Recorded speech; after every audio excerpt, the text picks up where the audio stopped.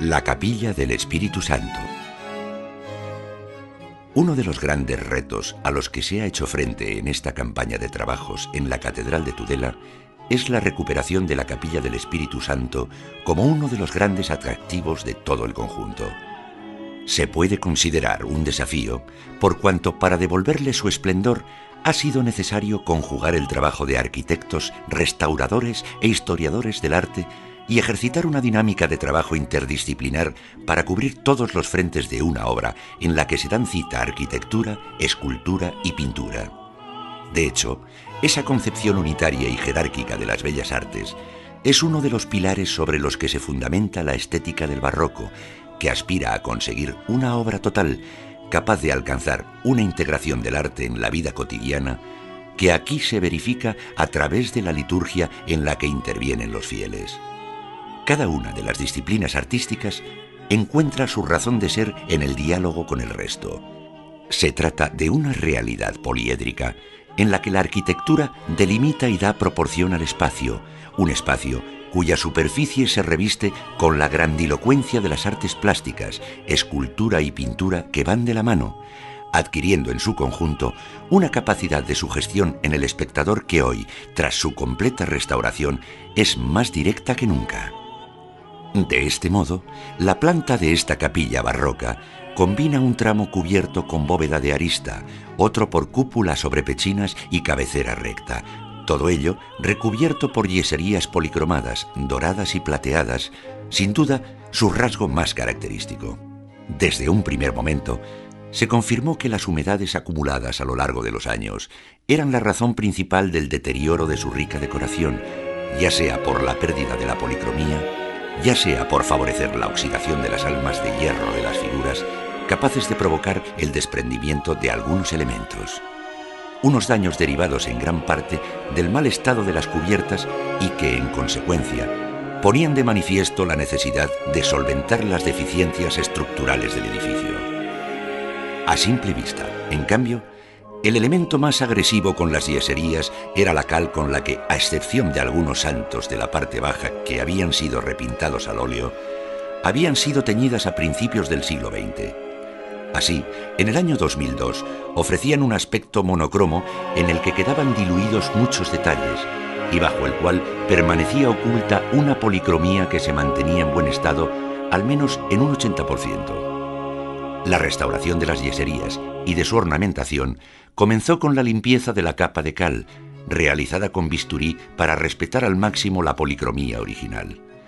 La policromía fue fijada en los lugares en que corría peligro de desprendimiento y, como criterio general, se optó por no efectuar la reconstrucción volumétrica de las faltas de la decoración escultórica en yeso, pero sí de las faltas en las cornisas y en otros elementos de articulación arquitectónica, porque no ofrecían duda y mejoraban la percepción del conjunto de la capilla. Sin embargo, a la hora de enfrentarse al trabajo directo, se observó que en cada nivel arquitectónico se ponían en práctica técnicas diferentes en función de las condiciones de altura o de los efectos buscados. Son, pues, las técnicas artísticas originales las que han marcado el criterio de restauración, intentando siempre conservar con la mínima aportación de material. En otras palabras, podría decirse que la máxima que ha guiado los trabajos ha sido la de lograr una reintegración ilusionista y una reintegración museística en un mismo espacio. Podemos comenzar por el punto más alto de la capilla, una linterna rematada por una pequeña cúpula que ha sido reconstruida en su parte externa. Al haber estado muy expuesta a la humedad, se había perdido prácticamente toda la policromía del interior, si bien su exposición al sol y la consiguiente rapidez en el secado ha permitido que los volúmenes de caras, cintas de flores y otros elementos se encontraran en buen estado. Esta situación condicionó el que finalmente los escasos restos pictóricos fuesen fijados y que al resto únicamente se le confiriese un aspecto avejentado, simulando un desgaste del material por el paso del tiempo.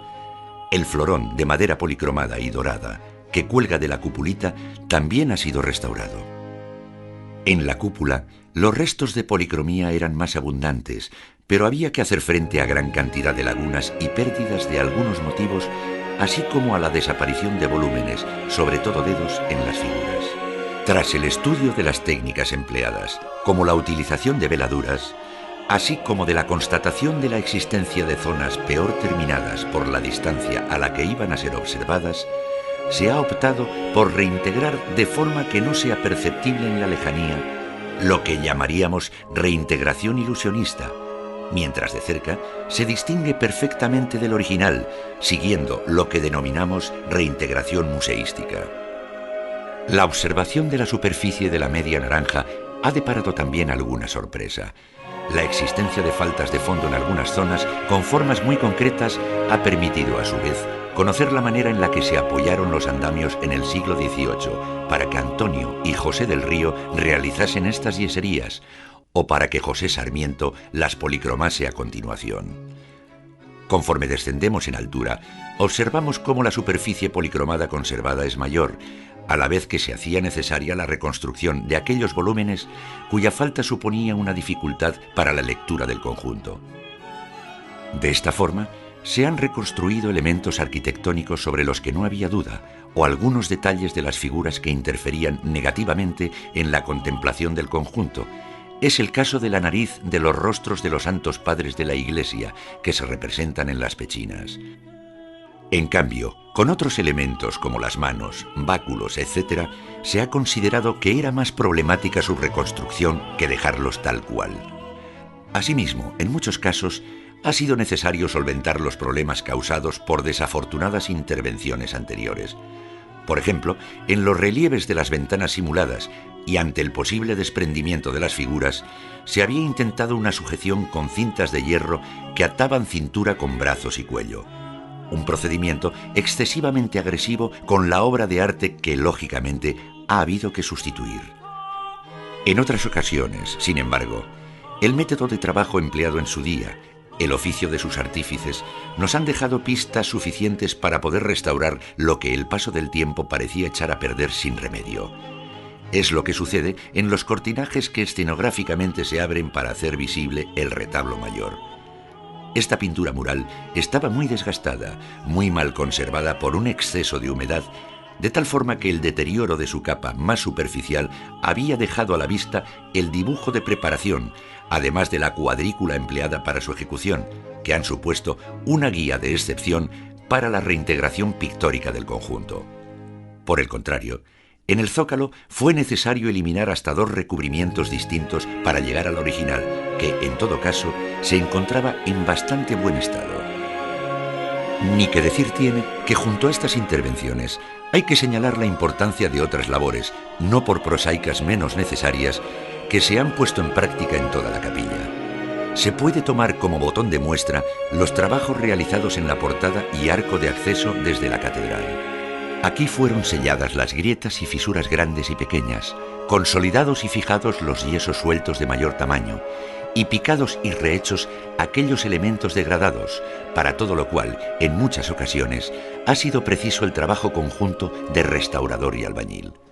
A continuación, se ha procedido a estucar las lagunas en las yeserías, a limpiar químicamente las policromías y dorados, a proteger la policromía original para a continuación proceder a la reintegración cromática y a la aplicación de un barniz protector, todo ello conforme a los criterios de fidelidad histórica ya mencionados.